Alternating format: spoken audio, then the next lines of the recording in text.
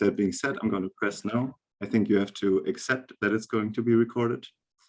And with all that being said, Jonas is going to tell us a little bit more about what the Psychedelic Society is. So what is it? What is a Psychedelic Society? We are a group of students, and we really believe that society can benefit immensely and heal with careful use of these substances.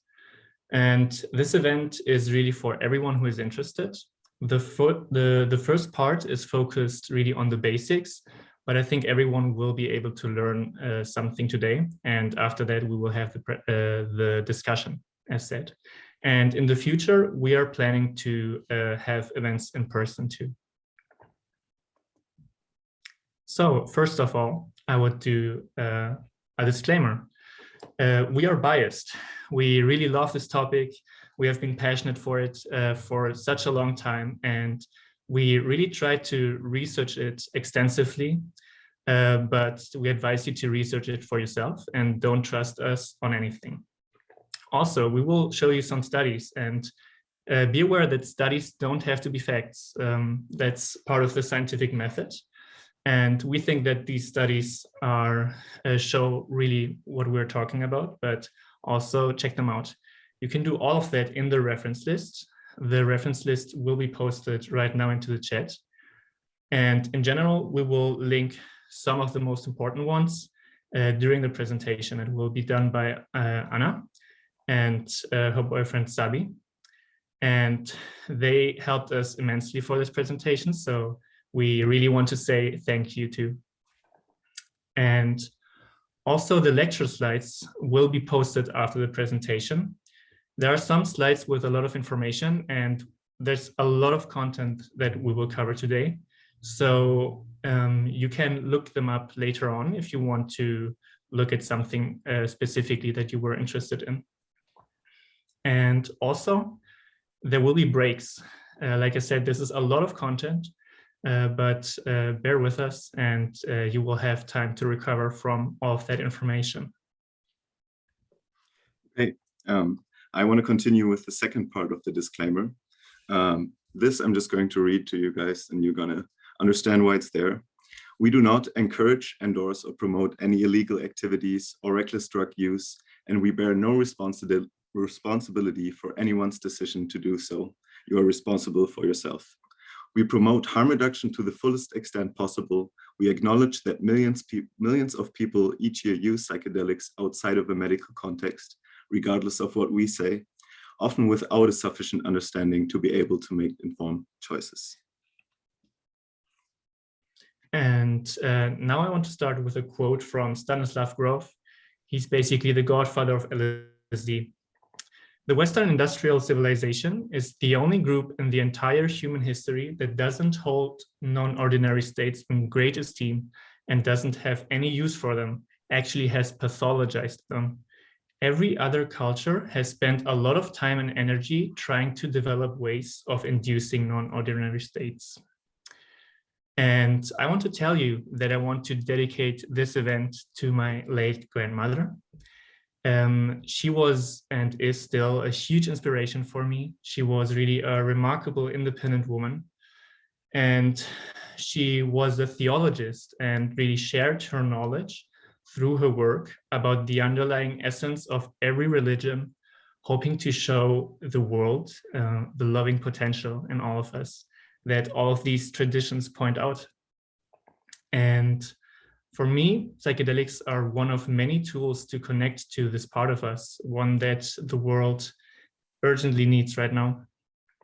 And with this event and with my future work, I really want to pursue her vision, the vision that she created. And she also was an active member of the peace movement and worked really hard to found an organization that still exists today, sadly at a time where it is more important than ever. Having all of that said, we now want to start with a question to you. Yes, as you can see, it's actually 2 questions on the screen right now, but you can just type your answers in the Zoom chat and actually answer both of them. I think we're going to see what answer is for what question. So the first one would be, where did you hear about us? Did you maybe see a flyer? Did you see the group in a WhatsApp group? Do you know us? Did a friend tell you about this event? And also, what interests you the most in the program of today's event? I would love to see some answers in the chat. Oh, so you saw it on Facebook, Millie? That's great to hear.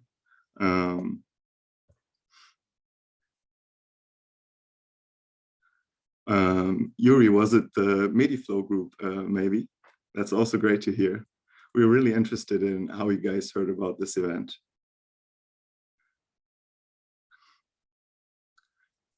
Yeah, we expected that a lot of Mediflow people might be here today. Also on the window of a smart shop. That's cool. Yeah.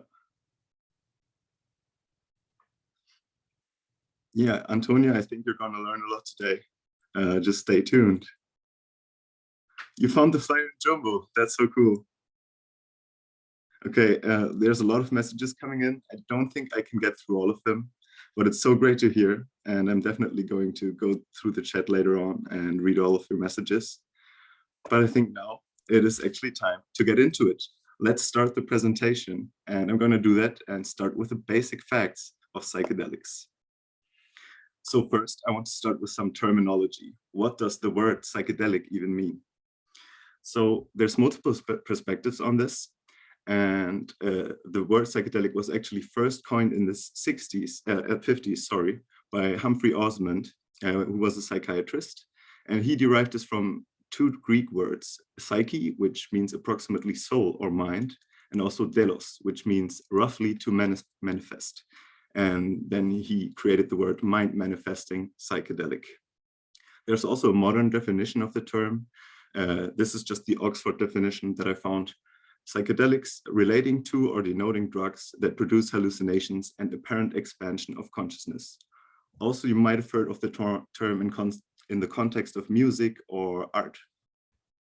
But there's also some other terms that refer to the same drugs, and I want to clear them up because you might come across them. The first one is psychotomimetic. The definition of this term is a substance that produces psychological and behavioral changes resembling those of psychosis, essentially imitating psychosis. This term was mostly used in the 50s and 60s, but it turns out that psychedelics are not the greatest model for psychosis, so the term is not used today anymore. Another one is hallucinogens. This term is actually most used in research today because of its broad definition. It just refers to a drug that causes hallucinations. And there's one more term I want to clear up, and that is the term entheogen. This is a substance that is ingested for religious or spiritual purposes, and I'm going to get back to that later as well. Another differentiation I want to make is the difference between classic psychedelics and all the other psychedelics. To do that, I'm going to do a little comparison. So what makes a psychedelic substance classic? The first thing is that they're either found in or derived from nature. So all classic psychedelics have their origin in nature. Also, they have the same mechanism of action in the brain. They're all 5-HT2A agonists, which are is a specific serotonin receptor in our brain. And they all replace serotonin in that receptor. Some, or the most famous examples of these classics are psilocin or psilocybin, the ingredient in magic mushrooms, DMT, so dimethyltryptamine, mescaline, and also LSD, so lysergic acid diethylamide. Another point that unites these substances is that the subjective experience people have is remarkably similar, despite the chemical differences, but it is not the same. And I'm going to get into that as well. Just to clarify further, I want to talk a little bit about what other psychedelics are that do not fit the category of the classics. Either they're purely synthetic or they have a different mechanism of action in the brain. Also, other psychedelics, or the broader use of the term, has a lot of more varying qualitative experiences. And some examples of other psychedelics are MDMA, ketamine, ibogaine, or even cannabis. And you might hear of them in the context of mild psychedelics. To continue, I want to give you some general facts about the classics that are really interesting to know. The first one is psychedelics are non-addictive.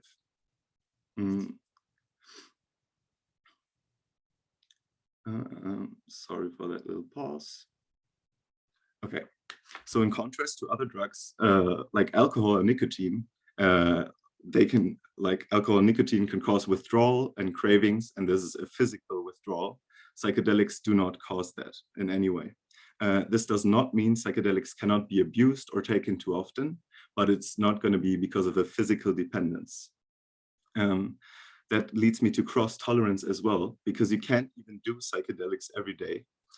You get an instant tolerance, and by day 4, if you ingest a psychedelic 4 days in a row, you will essentially stay sober. And what is also remarkable is that the classic psychedelics have cross-tolerance. That means even if you would, let's say, LSD on the first day, psilocybin on the second day, and so on, they would still increase the tolerance and you would not be able to feel any effects at day 4. Another point that is really important to stress is psychedelics are non-lethal. Psychedelics by themselves have never killed anyone, and the risks are mostly psychological.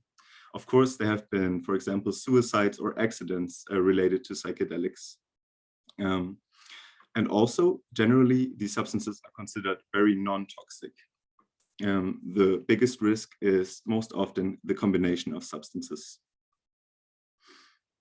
So now I want to get into some more facts. To do that, I'm going to talk about the effects of psychedelics in the brain.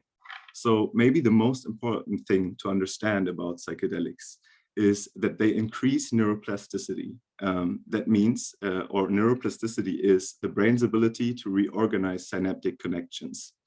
And this is also what you can see in the bottom in the 2 graphs. This is basically the intercommunication of brain regions that don't communicate as much in a sober state. Psychedelics even induce neurogenesis. So that is the formation of new neurons that, for example, also happens when you exercise. This already hints at the therapeutic potential, but I want to get into some subjective effects as well. One of these is ego dissolution. This is the sensation of self-transcendence and oneness with the universe. And you might come across many reports of just awareness or people not identifying with their body.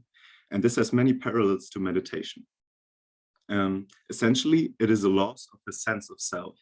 And there's even some evidence from brain scans that support this. The default mode network are multiple brain regions that might form the ego or the sense of self in the brain. This is not entirely proven, but it is very likely. And this network is actually less active under the influence of psychedelics, which is really interesting to think about. If you're not that familiar with the neuroscience and all these terms, I want to give a little analogy. So imagine a snowy hill and people going down that hill on sleds or skis, whatever you prefer. So over time, grooves are going to form in the snow, and it is more and more likely for the sleds to fall into pre-existing grooves. And what the sleds represent is your thoughts. At some point, it might even be almost impossible to not fall into a pre-existing groove. What psychedelics are in this analogy is just a fat cloud, basically, that is gonna put some new snow on the hill and leave a blank canvas.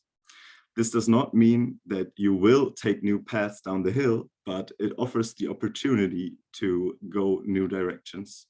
And this is also a huge part of the therapeutic potential of psychedelics, but more on that later. Lastly, I want to say that generally these molecules are very simple. They fit to the human receptor like a key in the lock. For example, LSD fits better into the 5-HT2A receptors than serotonin does. But despite being simple molecules, there's differences between them and there's a lot to know about them. So now I want to clear up some differences between the psychedelics. To do that, I prepared a little table. We're going to talk about all these categories on the left side. And the substances I want to talk about are LSD, psilocybin, MDMA, and DMT. So let's start with LSD. So generally, LSD lasts about 8 to 14 hours. But with a lot of numbers in this table, I need to say that they are very variable from person to person, also from experience to experience. And these numbers are just rough guidelines. It might be very different from person to person. An average dose is approximately 100 micrograms, but because LSD is often produced illicitly, this varies, and that's why it says 70 to 120. LSD is derived from the ergot fungus, which is a fungus that grows on wheat. In the Netherlands, it is currently illegal, and the mechanism of action I just explained. And the form is typically the LSD crystals are dissolved in liquid and then put on blotters, like you can see in the picture, and is typically consumed orally. The next one I want to look at is psilocybin. This is the active ingredient in magic mushrooms, like you can see on the right, and it typically lasts a lot shorter. And a typical dose of dried mushrooms would be 1 to 2 grams, but people feel the effects from a lot less than that, and some people take more than that as well. And the compound psilocybin is just found in these mushrooms and also the truffles, and it's just there in nature. And the truffles are actually legal for sale in the Netherlands, and the mushrooms are legal to grow for your own use. It has the same mechanism of action as LSD, and the form is typically the mushrooms are consumed orally in a tea or even raw. Now let's look at a bit of a different substance, and that is MDMA.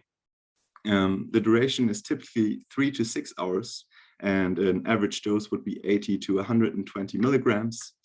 Now you see that MDMA is not a classic because it is entirely synthetic.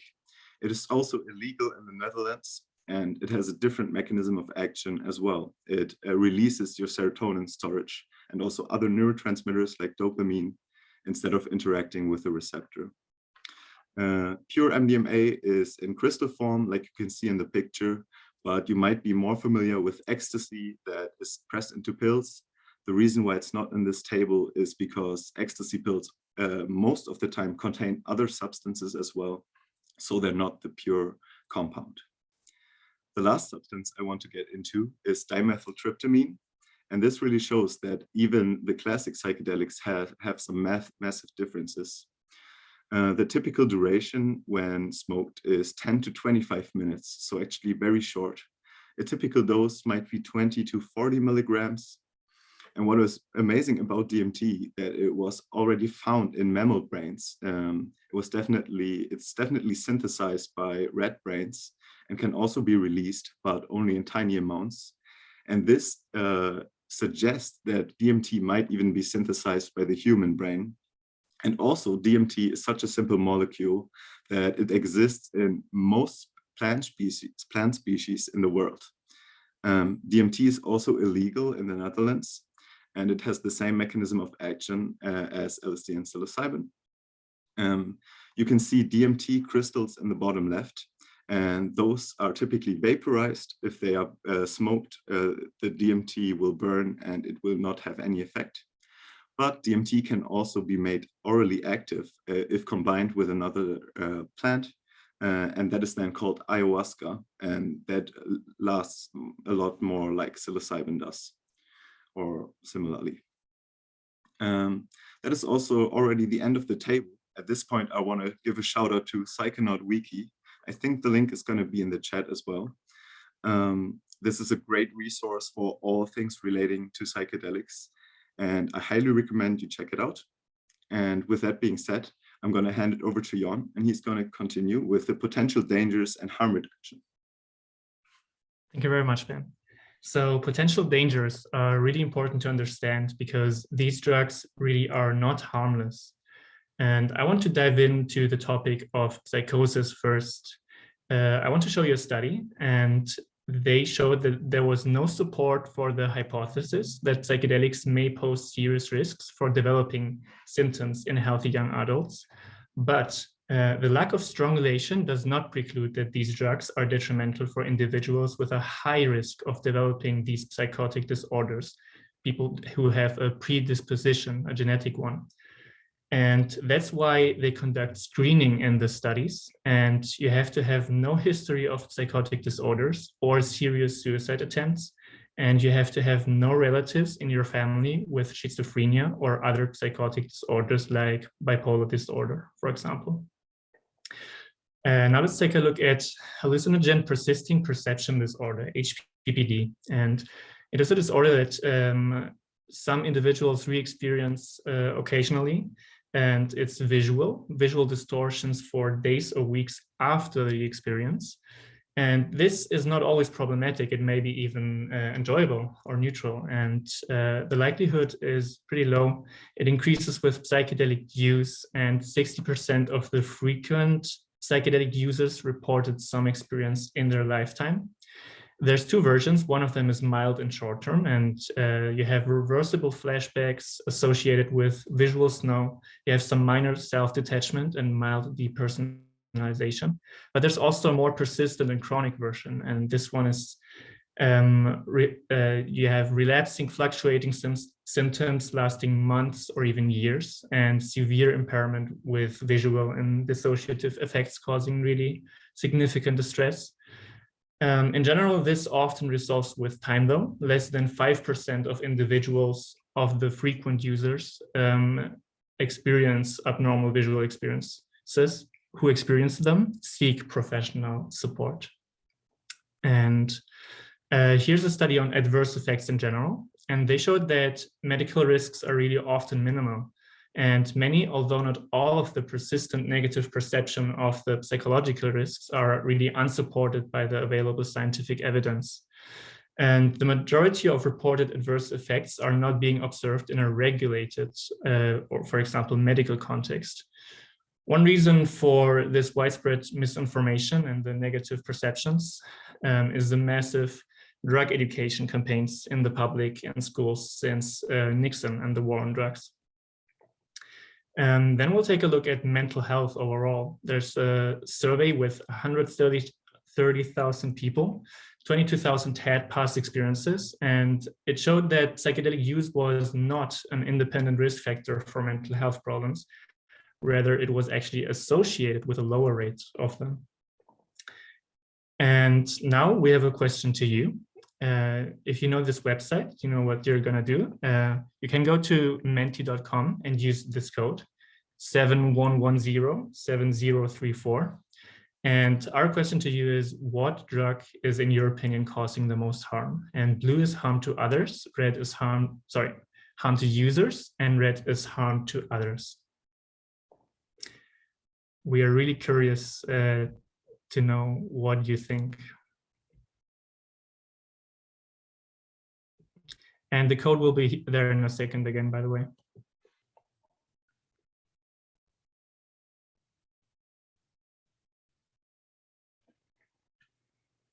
We found this tool through actually our lecturers in the university, and we thought it's actually amazing to be able to already talk about or see who is actually behind the screens.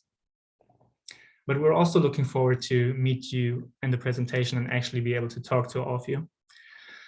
So number one is alcohol until now. Okay. Let me wait until some time has passed. But yeah, really alcohol number one. Okay. Heroin number two, then tobacco, ecstasy, LSD, and mushrooms. Okay. I think it's going to stay that way.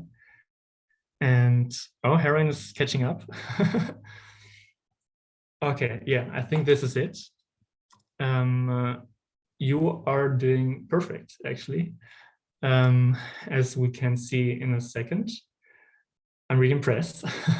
This means that we have educated people in the chat. So here it is. It's a study from David Nutt, a legend in the field. Alcohol number one, not even close, right after heroin. And our drugs of the evening are way in the back. LSD, ecstasy, and mushrooms last place in this slide. So yeah, Next slide, please. This is a picture, are two pictures that I just really liked. This is what alcohol does to you, especially combined with football on the right side. I just enjoyed them a lot and wanted to keep them in the presentation and enjoy them. Next slide, please. So let's talk about bad trips. What are bad trips actually? You have to know that unpleasant insights can appear during a trip, and if you resist the experience and these insights, a difficult trip might develop. But if you're able to face what is coming up, there's an incredibly therapeutic potential. That's where the potential really lies. And it really relies on a big part on you and your preparation, how the trip will go. And some people say that they face symbolical monsters for something that might have happened in the past. And your unconscious basically shows you that. And I want to ask you, what's your unconscious monster? You can choose. Pick your monster. I personally really like the Beyoncé Schwarzenegger one. Truly terrifying. Okay. Difficult is not necessarily the same as bad. We learned that, with the exception of medical issues or violent behaviors, though. And research has confirmed that people experiencing these challenging experiences can receive substantial and lasting benefits. And there was a study, 2,000 adults who endorsed having these bad experiences on mushrooms were asked to report on the single most difficult one. And 84% stated that they benefited from the challenging portions of this session. 84%, I think that's crazy. And 60% rated their experience among the top 10 most personally meaningful experiences of their lives. And also greater difficulty was actually associated with greater personal meaning, spiritual significance, and greater enduring increases in well-being. Also, with proper preparation and consideration, for example, in the clinical context, negative journeys, journeys that really go bad, are not common, and this is really consistent. And most people report that challenging experiences result in positive long-term outcomes. They gain critical insights, and less than 4% report long-term consequences as negative. If that's the case for someone, connecting with an integration coach or a therapist can really help transform this experience into a source of growth. But it is very rare, but people died on psychedelics, as we have said before. Users have accidentally killed themselves by walking in front of a car, for example, by falling from windows, and by drowning in the bathtub. This is generally on very high doses, but it still is possible, and you have to be educated about these dangers. Also, panic attacks can happen, and it is not tragic if you're educated on how to handle it or have someone to support you. But if someone generally freaks out, and if there's imminent danger for someone to get hurt, we advise you to call 112. That's the number in Europe. We have another question to you. You can use the same link if it's still open, same number. And our question is, how much experience do you have? This is obviously a very intimate question. So we want to stretch that it's anonymous. No one will know. And we are really interested how much experience there is in the chat.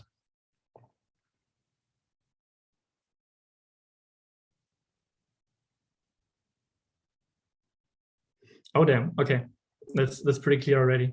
So it's an ongoing interest and part of my life. 6 people. We have 1 person who doesn't know anything. That's good. Thank you so much for coming. We are here to educate people. And yeah, overall, I think the picture is very clear, actually. A decent amount. Okay. Okay, nice. Thank you all so much. We appreciate that you help us out. Now, let's get into harm reduction. Why harm reduction? Humans and animals will take drugs. It is in our very nature to seek out altered states of mind. This is obviously on average. There are exceptions.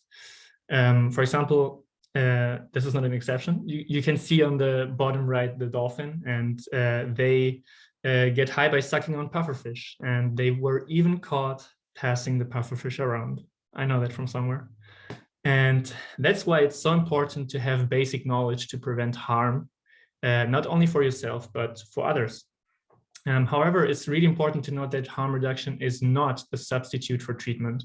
And if you have trouble controlling your intake, and that it can also apply to alcohol or tobacco, you can really call a substance abuse treatment center and discuss your next steps.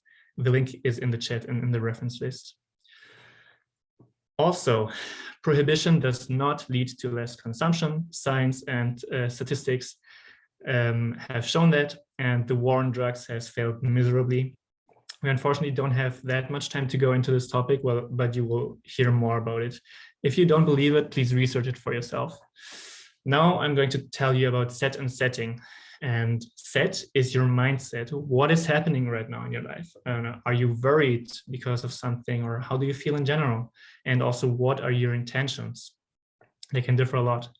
And setting, on the other side, is where is the experience happening, because the effect of psychedelics varies drastically between different contexts. It's not the same as alcohol, where you get drunk and have the consistent same effect again and again. It varies drastically, as I said, and it's important to know, where are you tripping? Do you know the environment?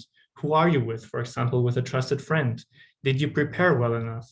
And also, never be in a setting where you have to hide that you are high. Also, we highly advise you to have a trip sitter. It is really highly recommended to have an experienced person. And really the most important thing is that this person is compassionate and present for you. And sitting for someone needs preparation too.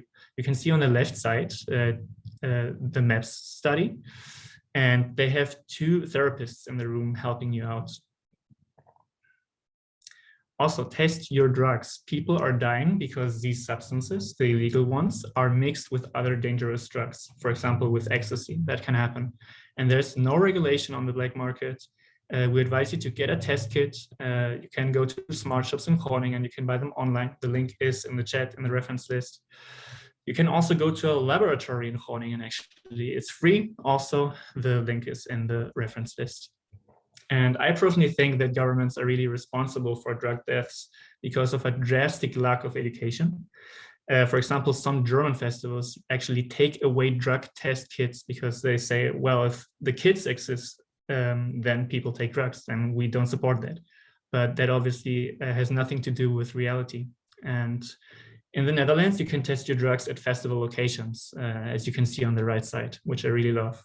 And don't ever take a drug from a random person at a party, even if he, she, they looks hot, okay? Please don't do that. Also, know your dose. Low and high doses differ substantially for psychedelics. For example, 1 Einstein on the right side can be 100 micrograms, for example, and this can be a beautiful trip in nature with friends, but 3 or 4 of them can lead to ego dissolution. And if you are prepared, it can be a very healing experience, as we will see. But if you are not, it might really overwhelm you and lead to a challenging experience. And you can also never take less, you can always take more. And don't ever take medium to high doses for the first time. That's really important. Also, check your health. Confirm that you have no physical or mental health conditions, medication, or supplements that can be dangerous in combination.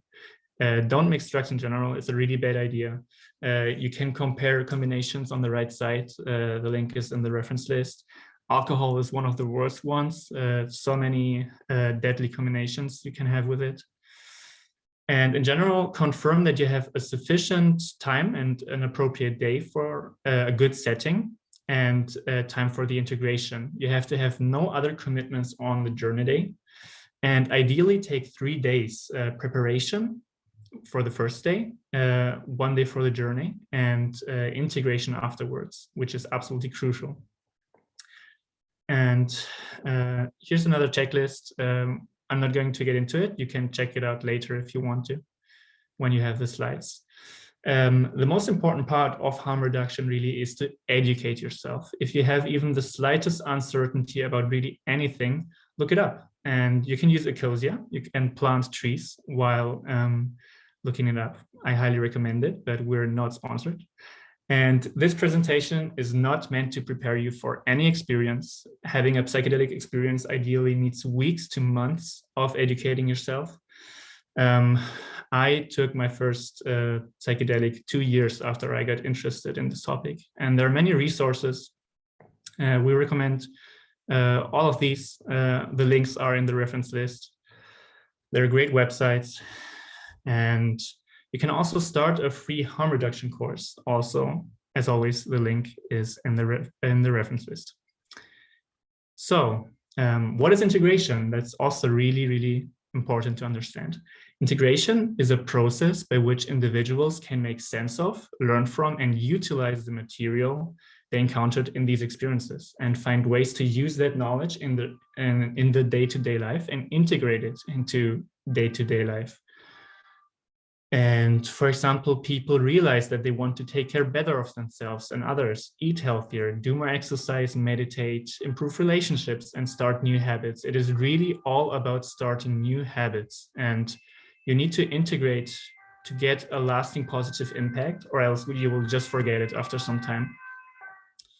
And we advise you to really use this time of neuroplasticity in your brain to change things in your life, start great habits, and stop bad ones. It really helps. Here are some practices. I'm not going to get into a lot of them, but I want to outline meditation specifically. Meditation has been an incredible tool in my life, and I started meditating 2.5 years ago. On a daily basis. I'm still trying it. Sometimes it works, sometimes it doesn't. But really, it's frustrating to get into because the beginning can be hard, but it is absolutely worth it, and it leads to a more fulfilling and healthy life, in my opinion. Also, positive psychology. I highly recommend to read into it. It has a lot of parallels to psychedelics, and it's just a bliss to read about positive psychology. I highly recommend the book Transcend by Scott Barry Kaufman. Also, discuss your experience with safe and supportive others, but know that you won't be judged by the other person. That is really important.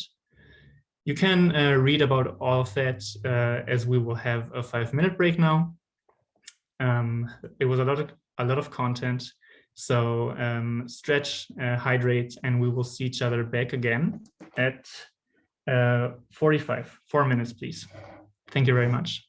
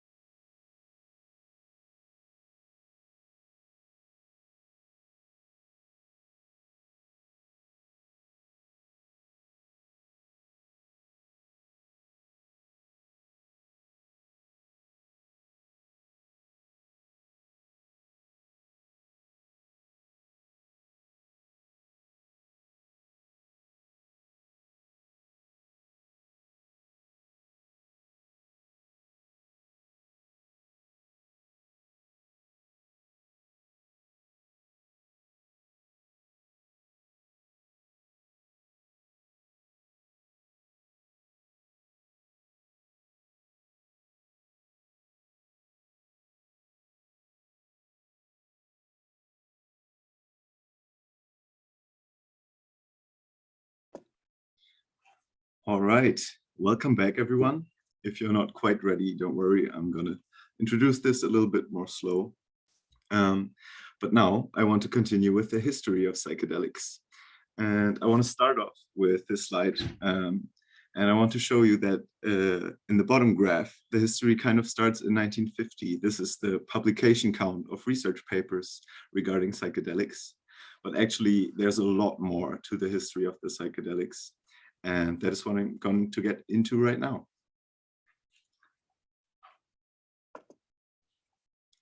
So I prepared this little timeline, and I want to just look at some of the most influential events in psychedelic history.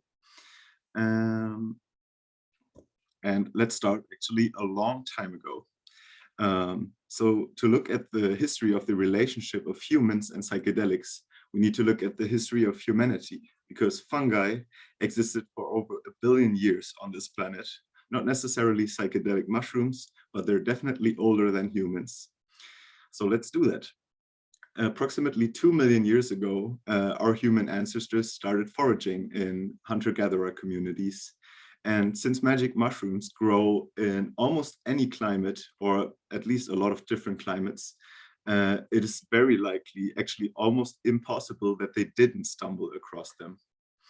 And another thing I want to address here, which is the stoned ape theory. Was proposed by Terence McKenna, and it implies that humans owe a part of their rapid evolution and their rapid brain tissue growth to psychedelics. But I have to stress that there's not much scientific evidence or archaeological evidence to back this up. But it's definitely a fun thought experiment, and look it up if you're interested. Now, let's look at the first actually documented use of psychedelics, but we're still thousands of years in the past. And the way I want to do this is via substances. So let's first look into ayahuasca. As I said before, ayahuasca is a DMT-containing brew, and it is mostly consumed in native South American cultures. In the middle here, you see some ayahuasca art done by a shaman called Pablo Amaringo. He's also in the reference list. If you like the art, check him out. Also, I want to get into magic mushrooms a little bit. They're also deeply embedded in South and Central American culture, but also Africa and other parts of the world as well. And I think the most famous community that used magic mushrooms ceremonially are the Mazatec people in Mexico. And you might have heard that they refer to the mushrooms as flesh of the gods. Lastly, I want to talk a little bit about mescaline. Mescaline naturally occurs in peyote and San Pedro cacti. You see peyote buttons in the bottom right.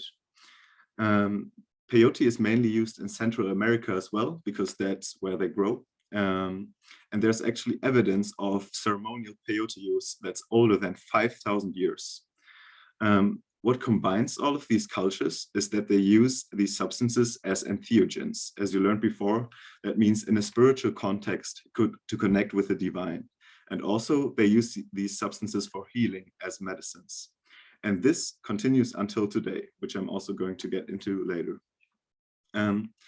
One more little thing, one of the reasons why we know so little today about the rich history of these substances is that, especially in South America, is that in the 16th century, Spanish missionaries tried to suppress all the use, destroy all the evidence, and they labeled psychedelics as work of the devil.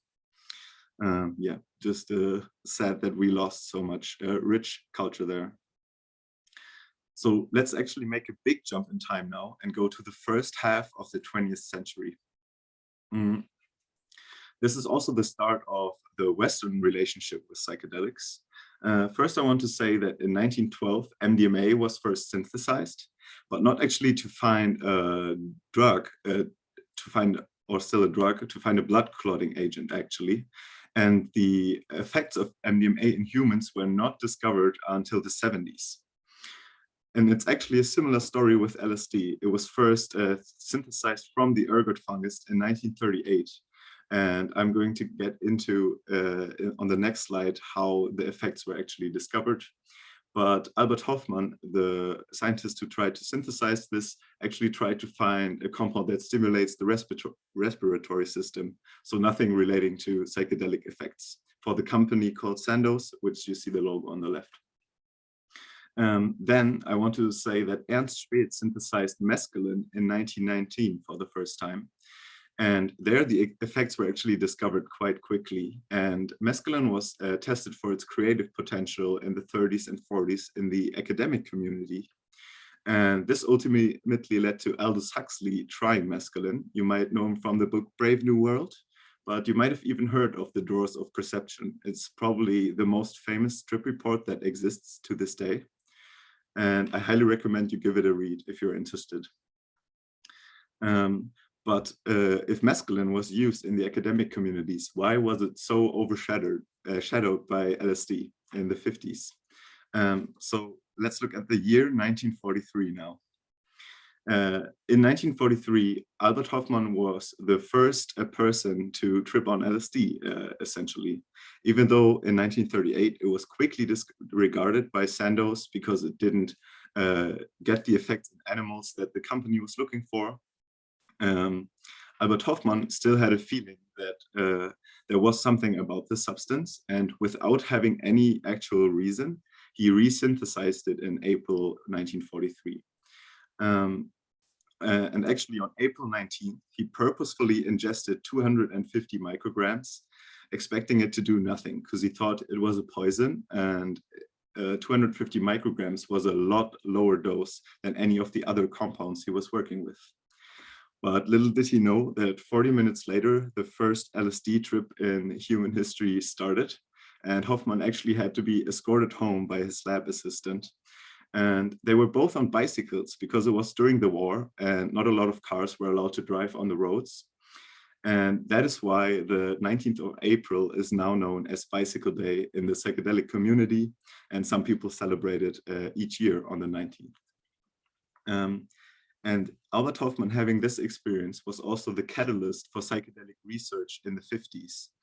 And that is what I'm going to look at now. So let's get into it.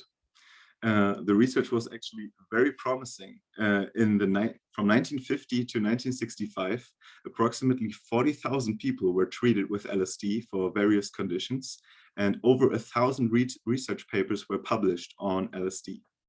Humphrey Osmond, the guy who coined the term psychedelic, who was a psychiatrist, reported that almost half of his alcohol-dependent patients did not relapse after a year, after just being treated with one dose of LSD.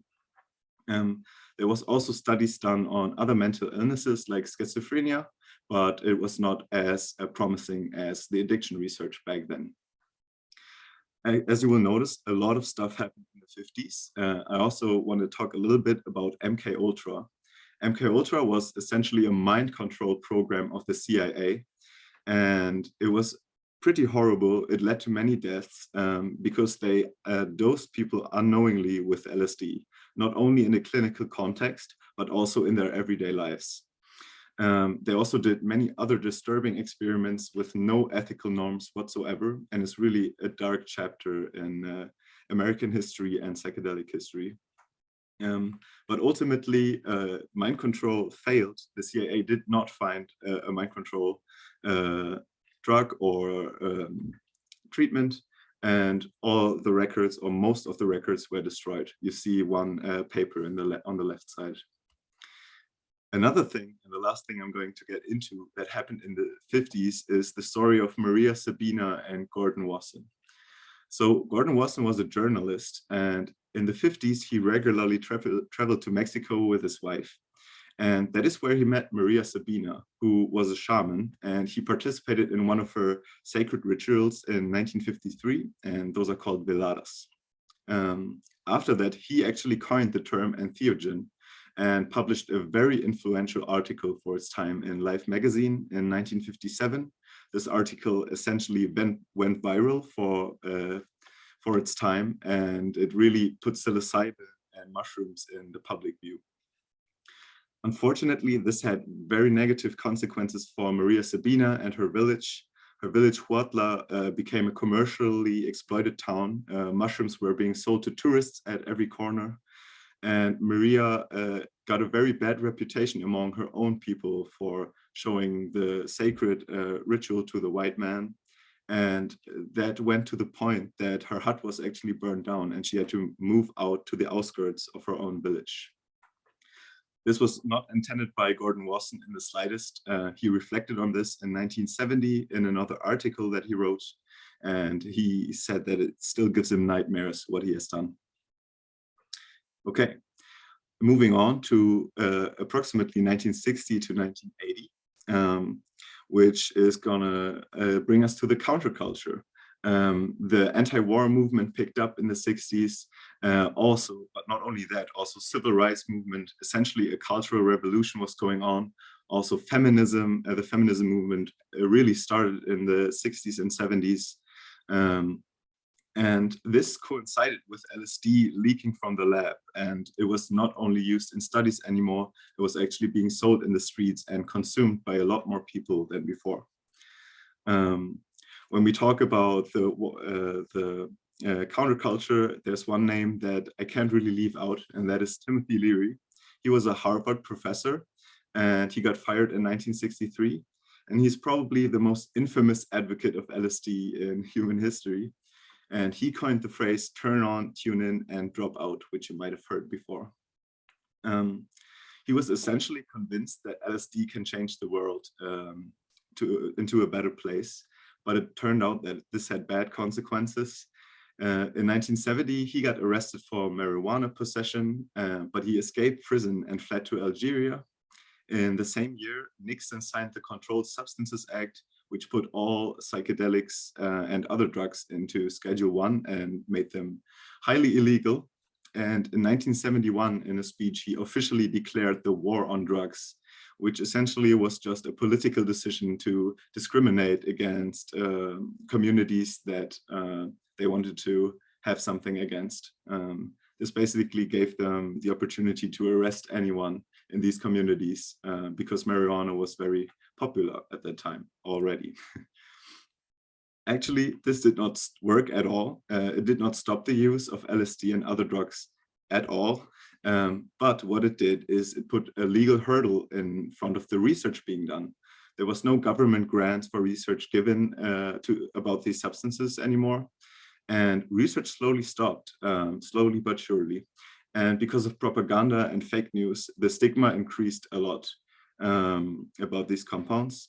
And it was even doubled down on during the 80s, where MDMA was made illegal as well, after it just became popular. But this did not last forever. As you might have heard, we're in the psychedelic renaissance right now. So let's look at how that came to be. In 1990, Rick Strassman was the first person to study psychedelics again in almost 20 years. And he did it quite cleverly. He started studying DMT, and DMT was not as well known and not as stigmatized in the public as, for example, LSD and psilocybin.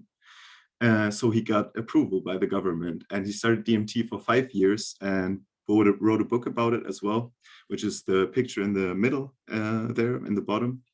I highly recommend you read it if you're interested in how research is conducted and how he managed to be the first one to do the research again.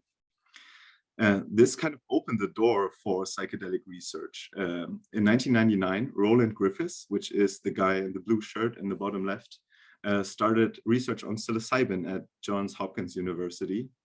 And MAPS, so the Multidisciplinary Association for Psychedelic Studies, followed very soon with the first study of MDMA for PTSD in 2004.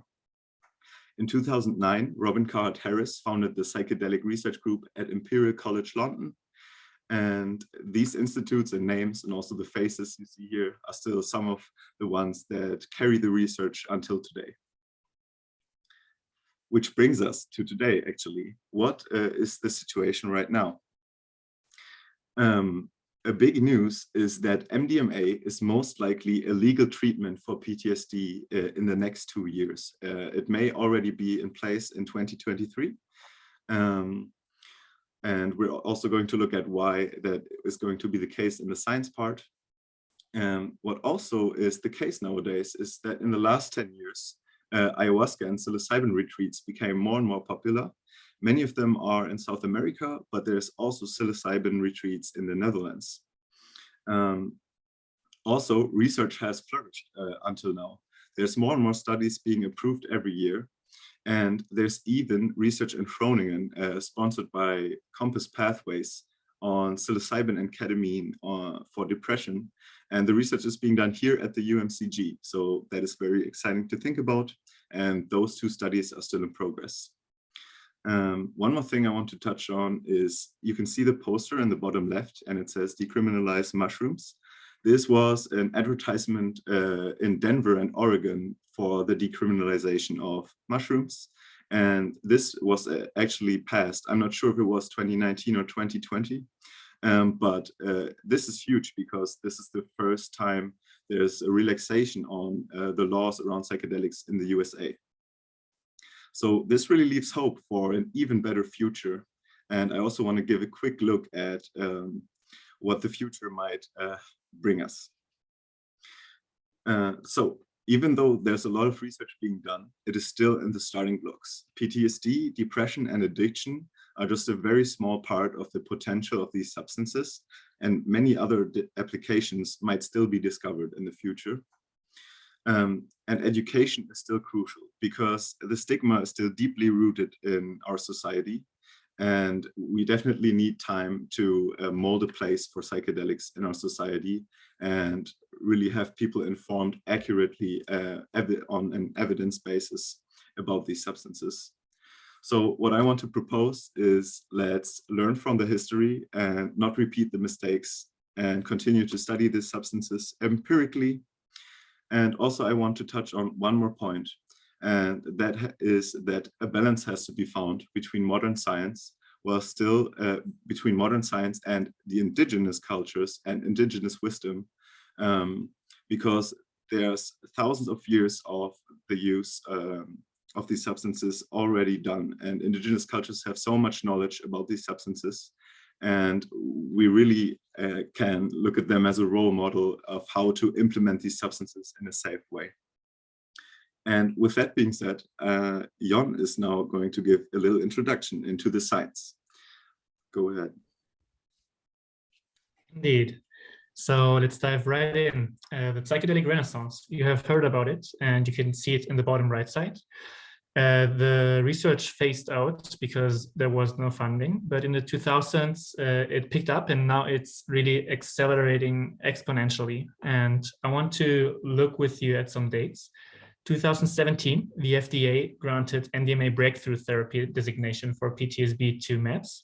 That's what he was talking about earlier. And I will tell you what this designation actually is in a second. It also got granted for psilocybin against treatment-resistant depression to Compass Pathways. These are the ones funding the research in Groningen, by the way. Same thing for major depressive disorder. And 2021, the NIH funded the first federal grant after half a decade for a psilocybin study on tobacco addiction, which is absolutely huge news. And I want to explain you what this breakthrough therapy designation actually is. It is a process designed to speed up the development of drug treatments.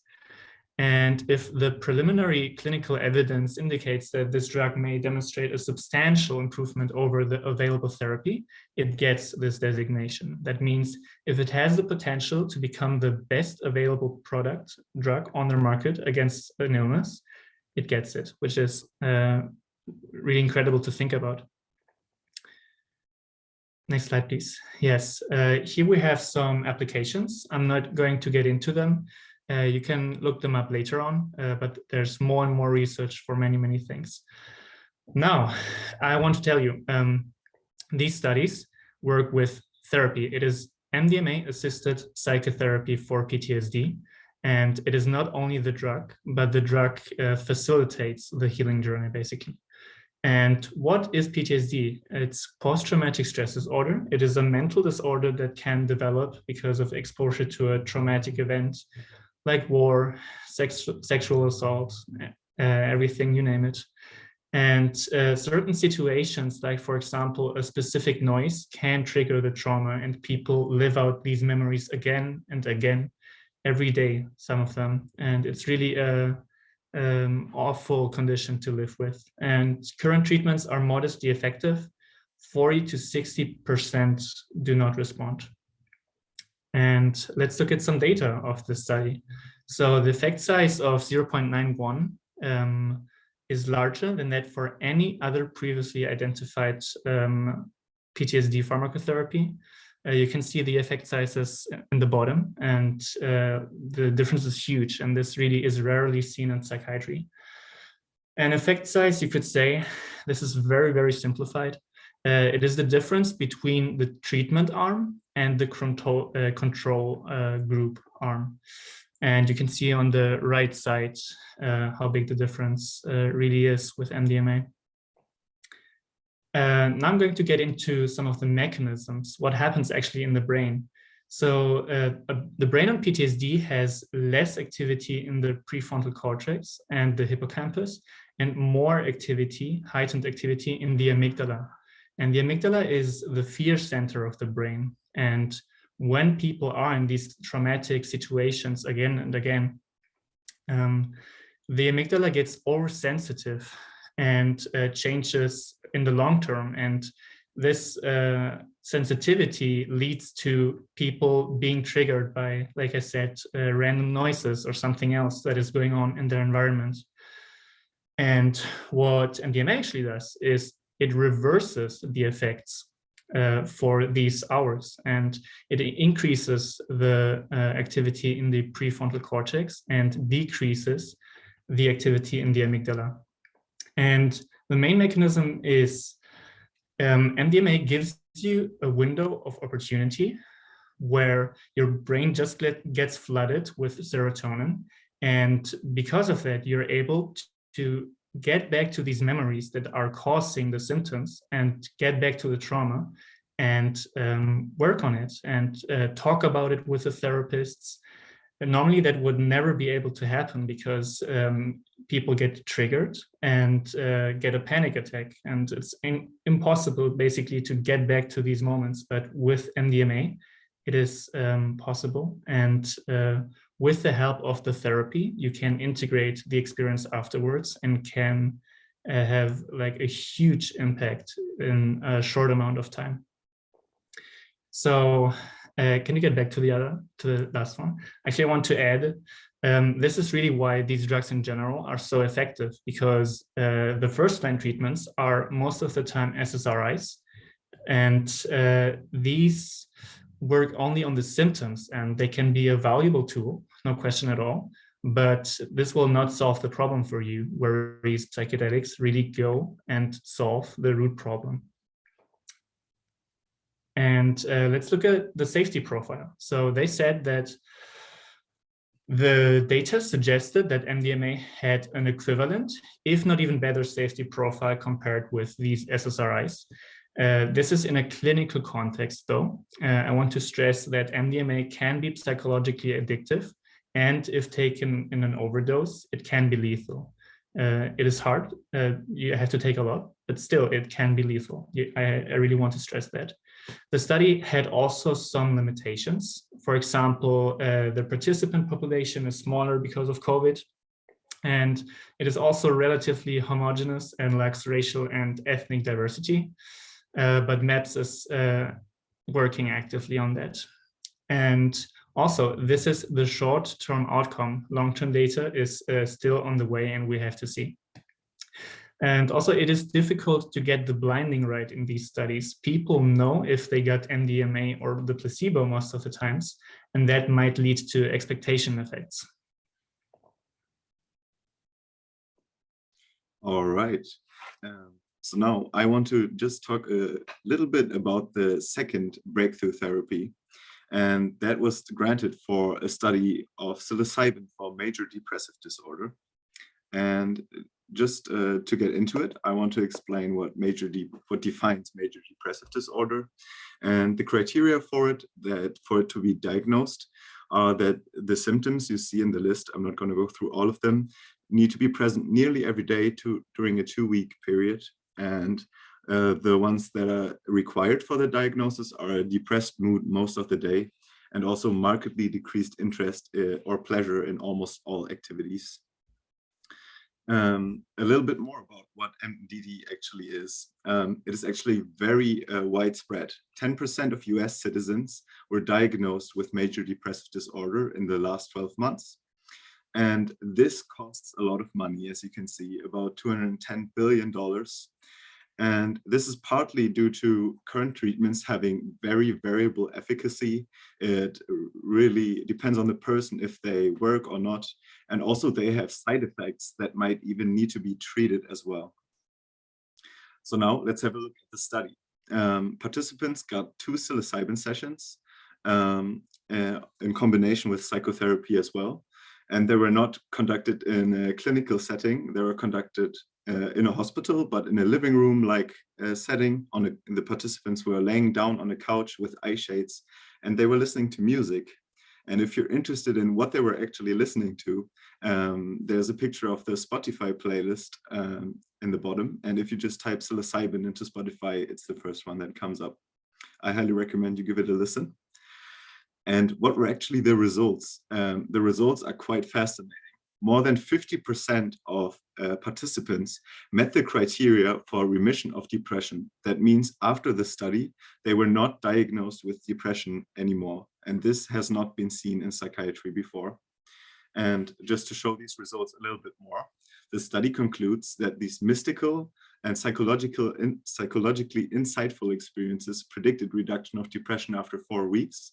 What a mystical experience is, Jon will say in a second. They concluded that psilocybin has a large, rapid antidepressant effect. And according to JAMA Psychiatry, this was the most discussed article in general in 2021. And now, actually, just a few days ago, the follow-up data was released of this study. And as you can see, at 3-month, 6-month, and 12-month follow-up, the effects were sustained without further treatment. And this is truly fascinating. But of course, this study has some limitations as well. They also had a small, predominantly white sample. And this is why more research is being conducted to be able to generalize these results more. Also, the study did not have a placebo control group for the reasons that Jon already addressed. People know if they got the psilocybin, but half of the participants got the treatment delayed. Yeah, and this just leaves me excited for more research that is coming. And now Jon is just going to explain very quickly what a mystical experience is. Indeed. So they did a study on healthy adults, and it's from Johns Hopkins. Psilocybin can occasion mystical type experiences. And what is a mystical experience? I'm just going to read you the definition. It constitutes the subjective feeling of unity or interconnectedness within the individual and to other organisms, species, etc. And these mystical experiences are really predictive of significant and long-lasting life changes. And with the right preparation, psilocybin can reliably occasion these mystical type experiences that have this substantial and sustained personal meaning and spiritual significance. This is a really complex topic. It is absolutely fascinating. I highly recommend to check out the link that's in the chat right now and that you can see on the slide. It is an amazing article, and it really combines all of my interests, and especially spirituality, with science. And now I want to recommend you some books, specifically the one on the bottom right. I saw it in the chat already, actually. How to Change Your Mind by Michael Pollan is basically the titan in the field. It really got me into the science part, but also he talks about his personal experiences when he was 60. And it is a very well-written book. Michael Pollan is a superstar as an author already before. And it's well-researched. I highly, highly recommend you give it a try. And this is it for the main presentation now. So we showed you a lot of stuff. I really hope that you learned something new. I really hope that you enjoyed it. And thank you all so much for coming again. And now we need a well-deserved break for everyone, 15 minutes. Afterwards, we will talk about personal experiences, and we will be able to talk with you, actually, about who you are. We are really curious, as we said earlier, who is behind the screen. and I wish you a great break. Thank you so much for being here, and we will see each other again at 7:30. Bye. Bye-bye.